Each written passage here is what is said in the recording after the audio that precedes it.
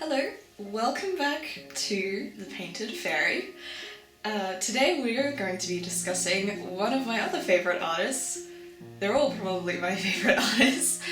And his name is Birge Harrison. He is an American painter. He was born on October 28th, 1854, and he is mostly known for his landscape paintings. Birge Harrison studied with Thomas Eakins at the Pennsylvania Academy of Fine Arts in 1874, and then moved to Paris to study with Carlos Duran and Cabanel. He had a salon entry in 1882 titled November, which is one of the first paintings I saw of his, and I was absolutely blown away by it. And of course, this painting was one of the first paintings by an American to be bought by the French government, which I think is a phenomenal achievement. Birge Harrison married an Australian painter, Eleanor Ritchie, who created this painting, titled A Winter Morning, in 1888. Unfortunately, she died whilst expecting their first child, and so Harrison eventually remarried and moved a few times through America, eventually settling in New York and founding a school for his tonalist work. He received numerous medals, and he was the director of landscape painting at the Art Students League as well.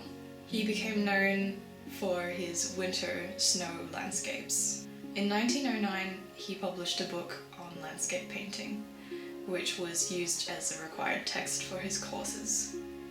Critics thought that his work was sentimental, and I agree, but I don't think sentimentality should ever be used as a word to discredit a genuinely good painting. He had a brother also, his name was Alexander Harrison, who was also a very successful painter. So I found this quote online that apparently Birge Harrison wrote, and I really love it, so I'm going to share it with you now. "It has been the chief object of the writing in this little book to inculcate the lesson of sincerity in art, truth to nature, and truth to oneself." I love that quote. Alright, now it's time to take a look at some of his paintings together. And so this is November, which not only does it show his mastery of distilling complex subjects, such as all of those clusters of trees and branches, into fairly simple strokes, but also he uses a figure. And if you look very carefully, there's some rabbits further out into the distance as well. If you look really far into the distant part of this painting, around where the rabbits are, and maybe a bit further, there's actually not that much going on in there. There are a couple of shapes and tones put in very select places that kind of help with the illusion that there's leaves going all the way back. But the majority of the detail of the leaves is right in front, and just seeing this detail out the front kind of leads our brain to believe that this detail continues all the way to the back, when in reality it's more and more simply stated the further back we go in the painting. This painting is called Silence, and it was painted in 1890. My favourite thing about this painting is the mood that you get looking at it. You can really tell the stillness of the water, only a couple of ripples here and there, but in only very select areas.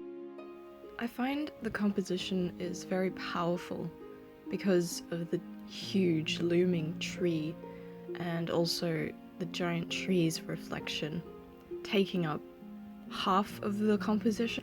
The other thing that adds a lot of strength to this composition is how he's decided to split it at the exact sort of horizontal margin, and even in the vertical one it's also split exactly into these 4 rectangles, and of course very subtly darkening the reflection shows that he had a great understanding of how reflections work. I normally do quite a general biography of the artists because I think just, the main points are probably the most important to get across. And if you want to do more research on your own about these artists, then the internet and there are books out there. I try to link resources below to help you if you would like to read more about them. So, enjoy!